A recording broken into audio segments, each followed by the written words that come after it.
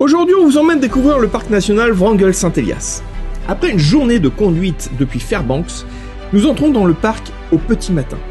La brume couvre encore l'horizon lorsque nous attaquons la McCarthy Road, la seule route d'accès au parc, longue de 60 miles, et comme vous le voyez, pas vraiment une autoroute. Mais ce long transit de près de 2 heures ne manque pas d'intérêt. Ici, un castor commençant sa journée de construction, là-bas, un cygne surpris pendant sa toilette. On traversera aussi un pont impressionnant surplombant la Tusculana River. Pont de plus de 72 mètres de haut. Pendant 2 heures, les paysages vous en mettent plein la vue.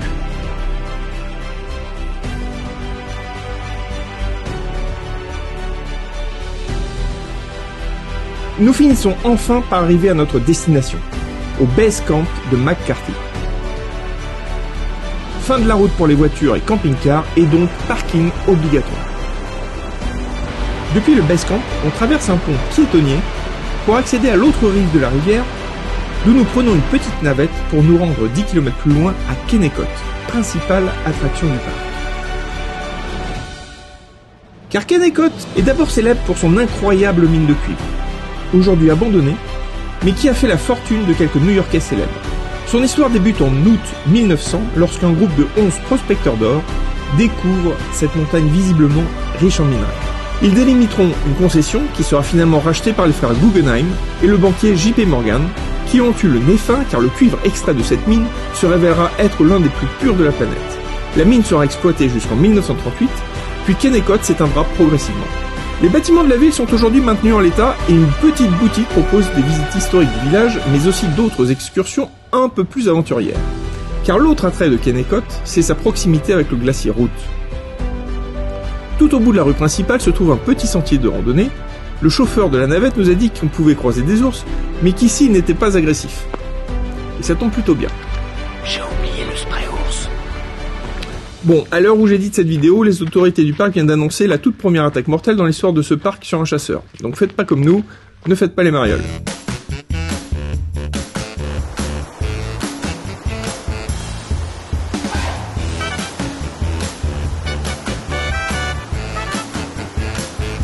Le sentier de 2 heures aller-retour nous permet d'accéder librement au glacier, sur lequel nous ferons une balade nécessairement courte par manque d'équipement.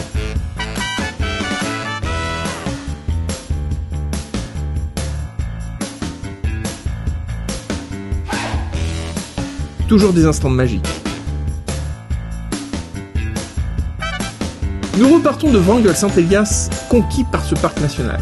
Franchement un stop à ne pas manquer dans votre futur road trip en Alaska. Mais il est temps de mettre cap au sud, vers cette maudite ville de Valdez, terminus du Trans-Alaskan Pipeline.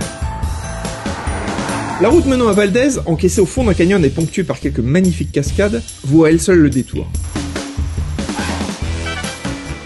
Une première balade sur le port de la ville nous dévoile un village plutôt tranquille, orienté vers la pêche comme de nombreuses villes au sud de l'Alaska. On y rencontre un groupe de pêcheurs, fiers d'exposer leur halibut géant qu'ils venaient de prendre en pulvérisant de quelques pounds la prise record de la semaine.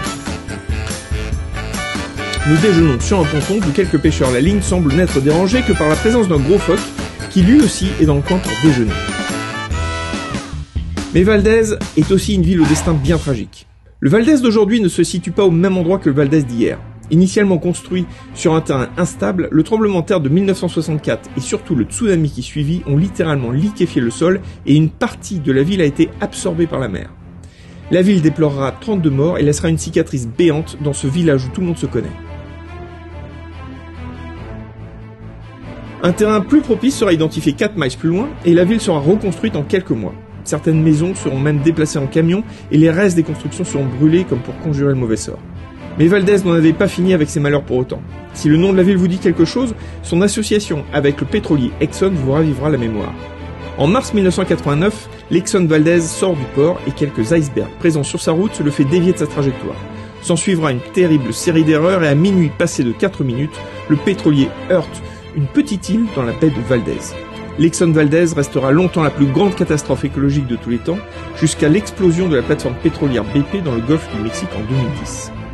Nous quittons donc Valdez, marqué par ces drames d'un passé pas si lointain, mais aussi franchement admiratif de la résilience de ses habitants. Il est temps pour nous de préparer notre retour vers Anchorage, mais la route nous réserve encore 2 belles surprises. Tout Tout d'abord, le glacier Matanuska. Situé sur une concession privée, nous nous acquittons d'un droit d'entrée pour atteindre un glacier sur lequel nous ferons une longue marche jusqu'à une magnifique crique dont le blanc contraste magnifiquement avec le bleu du ciel et de l'eau.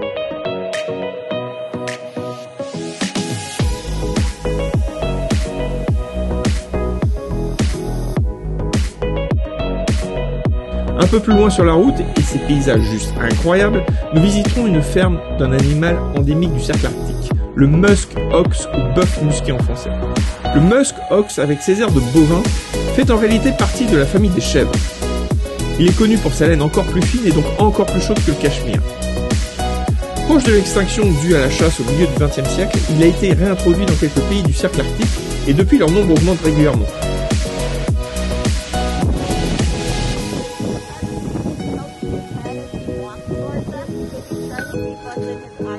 Il est maintenant temps de rejoindre Anchorage qui marquera la fin de ce fantastique voyage à travers l'Alaska, rendu encore plus passionnant grâce aux précieux conseils de Catherine que nous ne remercierons jamais assez pour son accueil si chaleureux.